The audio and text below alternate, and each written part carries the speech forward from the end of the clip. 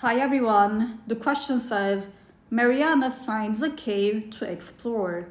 Starting at the cave entrance, Mariana first follows a passage 75 meters north. Have a look. 75 meters north. Then turns and moves 250 meters east. And then goes 109 meters at an angle 30 degrees north of east, and finally moves 161 meters south. Find the resultant displacement from the cave entrance. Shown is a sketch of the situation, not drawn to scale. Right? Good. So what is the question asking you, everybody? The question is asking you, find the resultant displacement from the cave entrance. You must figure out what it is that is being asked from you. The resultant displacement. What does displacement mean? The displacement means how far you are from your starting point. How far you are from your starting point, and we use vectors to symbolize and calculate that displacement vector. Right? There we go. That is your displacement. And you want to show this with a vector. So that is the vector we are trying to find. When you try to find a vector, you have to figure out its magnitude, and you have to figure out its angle. How do you find the angle? The angle is measured from the horizontal axis. You find the vector's tail. You sketch an imaginary horizontal line, that is your reference line, and then you want to measure the angle. Okay, so we will do this step by step. You see here the magnitude and the direction. Where do you begin? You have to write down the given information. If you don't write this, you're going to confuse yourself. The first displacement vector is 75 meters. It's a given to you. But the direction is given in terms of north, right? North direction is right here. You have to now translate that to angle. Find the tail of the vector and then measure the angle.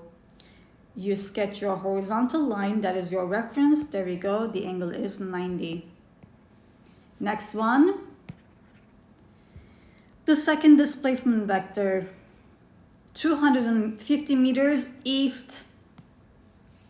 Find the tail of the vector, sketch yourself imaginary horizontal line, that is your reference line. What is the angle? The vector and the horizontal line coincide, which means the angle is 0 degrees. Moving on, it goes, or he goes, or she goes 109 meters at an angle 30 degrees north of east. 30 degrees north of east. 30 degrees north of east.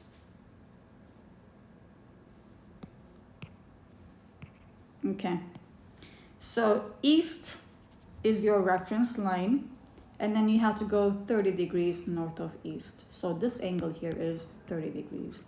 So you keep that. Finally, she moves 161 meters south. You write down your displacement. What is the angle? Going south means what? Find your vector. Where is the vector? This one here. Sketch yourself an imaginary horizontal line, that is your reference line. You go 90 degrees plus 90 degree plus the 90 degree. That's going to give you 270 degrees going counterclockwise from your starting point, from your starting line. So we have the angles and we have the magnitudes. That is all you need whenever you want to deal with vectors. You must have the vector and the magnitude, the magnitude and the direction. Next step is what? Next step is determining the resultant vector. How do you determine the resultant vector? That resultant vector, we proved this is the summation of the first displacement vector plus the second displacement vector plus the third displacement vector. These are all vectors that point in arbitrary directions. How do you add vectors that point in arbitrary directions? you have to first of all resolve each vector into its horizontal component. You take each vector times cosine of its angle. Take each vector times cosine of its angle. Then you add them. Then you go to the next line. This time you are resolving each vector into its vertical component and you're summing them up. Why can we do this step? Because r sub x, each vector points in the same direction. And for r sub y, each vector points in the vertical direction, so they can be added up. Now that you added these up, you have given me the summation of all the horizontal components, the vertical components. What do you do now? You want to solve the actual vector itself. How do you do that? You take Pythagorean theorem. Each component makes the size of the triangle, and the vector itself makes up the hypotenuse of the triangle. Square root of 344 squared plus negative 31.5 squared. That's going to give you, once you take the square root, the answer is going to be 246. And how do you find the angle? Remember, I told you each component makes up the size of a triangle. R sub y makes up the vertical component. R sub x makes up the horizontal component. Then you take arctangent. When you plug in, you end up getting yourself negative 5.225.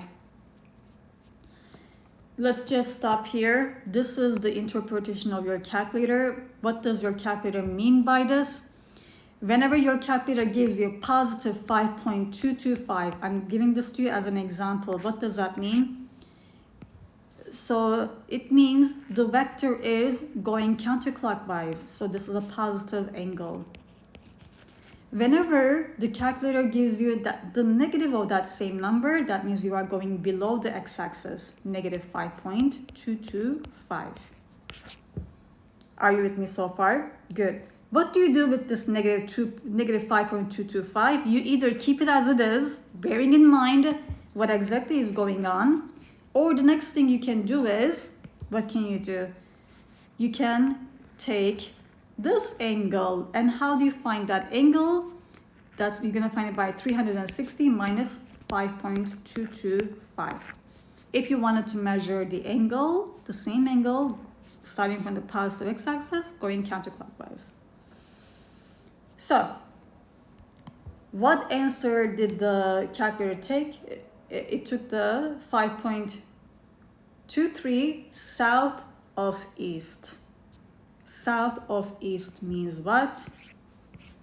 North, south, east, west.